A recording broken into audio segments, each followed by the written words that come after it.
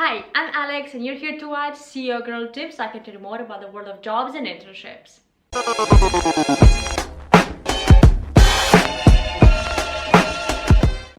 Welcome back to my channel where I post weekly videos on company culture, how to get an amazing team, or how to work better. Before we move forward, don't forget to give some love to the subscribe button so that you can stay up to date with the latest tips that I have for you.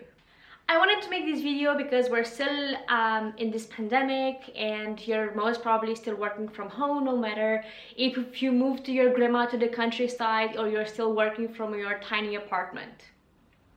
Now, this video is for those of you who don't have kids because I know that's a whole different situation that I know nothing about. In today's video, I'm going to share with you a couple of tips that help me work from home but still be productive during the day. As you may know, I like to give you a little bit of context. At the end of 2017, I started working completely remotely for coworker.com. It was a friend of mine who hooked me up with this opportunity and I got really excited because that was basically everything I was dreaming. With this opportunity, of course, it came a lot of challenges, and not only did I have to get very productive and organized, because before moving to and working from a co-working space, I worked like 99% of the time from home. I worked from my bed. If you want to see how it was working from coworker and how I managed to work with them for 2 amazing years, you can check this video here. First off, I want to share with you a couple of things that happened to me during the lockdowns and when I was working from home and I couldn't basically move anywhere. I know there are like a ton of videos on the internet, trust me, I've done the research, where everybody's telling me exactly the same thing. Wake up in the morning, have a schedule, have a routine, do some sports, eat properly, blah, blah, blah, blah, blah. But I want to share with you a couple of things that help me stay productive and help me stay organized and motivated. Number 1, go to sleep at 10, wake up at 6. I am definitely not a morning person, but when I was doing this, I think it was one of the most productive times of my life. I basically had time to have my coffee, do yoga, take a shower and whatever. I basically had time. I basically had time to enjoy myself. For example, if now I wake up at 8 and I have to be out of the house by 9 a.m., if I would have woken up earlier, I would have had time to take things step by step and not rush anything in my morning. Number 2, always have a schedule. Every single day, I knew exactly what I had to do for that day.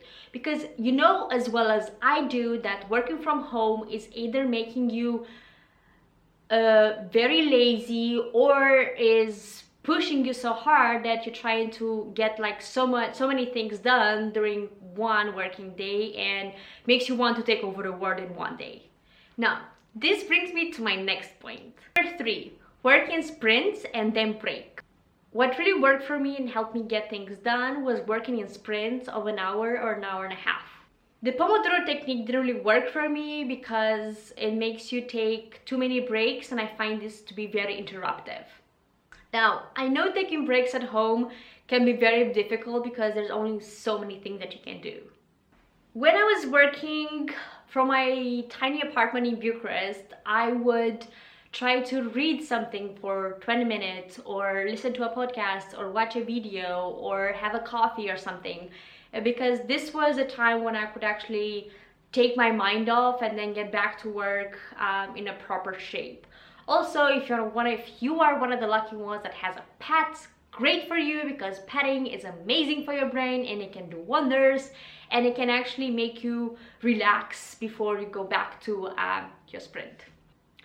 Working in sprints not only helped me stay focused and not get on social media, but it also helped me stay motivated to get that task done. Number 4, do something for yourself at the end of the day. This part is one of the most important parts because working from home can make you feel like you're never doing enough work. And be sure this is like a snowball. You may think that maybe your colleagues are working late hours, maybe your boss is working late hours, and therefore you feel like you have to do exactly the same. Therefore, you feel like you would always have to be available. There's nothing more wrong with that. Something I'm trying to implement and it has really worked for me is that no matter how tired I am, at the end of the day, I have to do something for myself. Do some yoga, read, do those like 10 minutes workouts for like different parts of your body, listen to a podcast, check a YouTuber, write a piece of content, write a list of gratitude stuff. Like, no matter what you do, try to do something for yourself and invest in yourself at the end of the day. The downside of not doing this is that you might feel very tired, and you might think that life is passing by and you're not actually doing anything cool in this life. Doing something for myself at the end of my schedule, no matter if I was working remotely from home or actually working from an office, because it can actually be applied when you work from an office as well, made me feel happier and more content with myself. Show yourself some love.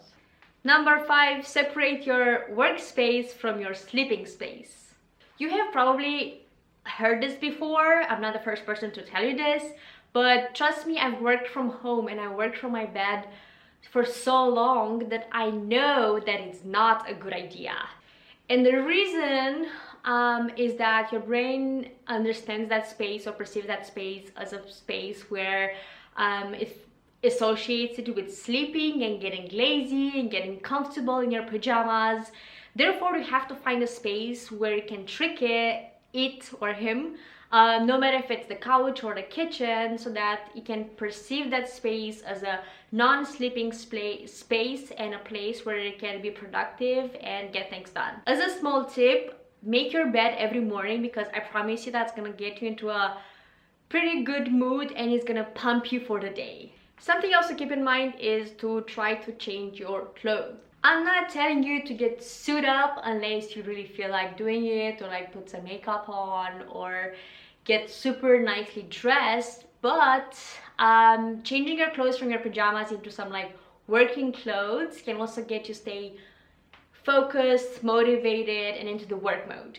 That was it for today. Thanks for watching. If you liked it, give it a thumbs up. Don't forget to subscribe and comment in the comment section below.